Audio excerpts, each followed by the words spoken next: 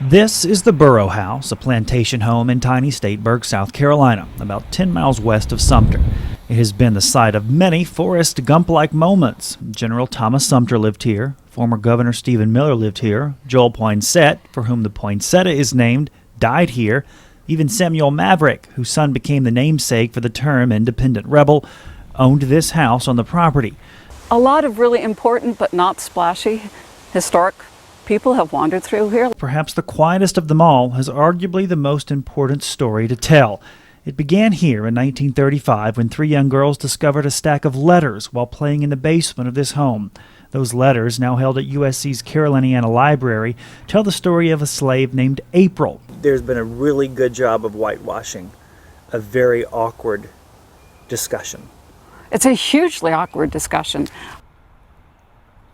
In 1802, a white plantation owner named William Ellison lent one of his young slaves, April, to work for a gin maker in Winnsboro. April quickly became the go-to man for repairing the expensive cotton gins throughout the Sumter area. They send him out to the plantations and they take them apart. He would sharpen them on location. And that's why he heard about Statesburg. He came through here as a young man, and he said, well, when he bought his freedom or whatever, he came here. The center of plantation country, the wealthiest area of South Carolina. He changed his name. April was now known as William Ellison, the name of his former white owner. His gin business prospered. He bought this home, hundreds of acres of land, and eventually 68 slaves to work that land.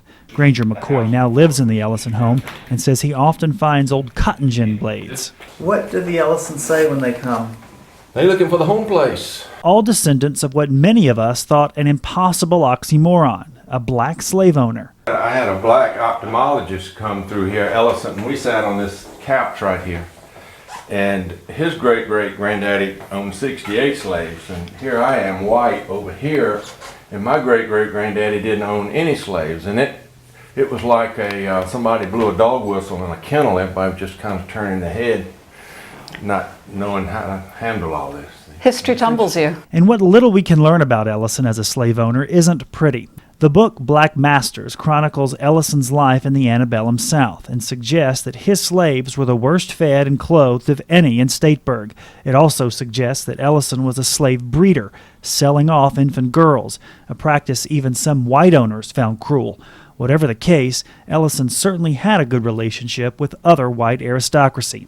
This contract shows that Ellison didn't just buy a home in wealthy Statesburg, he bought it directly from former Governor Stephen Miller, a governor and former slave trading property. He was the wealthiest black man in South Carolina, the fourth wealthiest in the South, wealthier than more than 90% of whites. Just a few hundred yards from the Ellison home is the Ellison graveyard, private, neither mixed with other white nor black tombstones, symbolic of his unusual position in the pre-war South, a position so few of us even knew existed.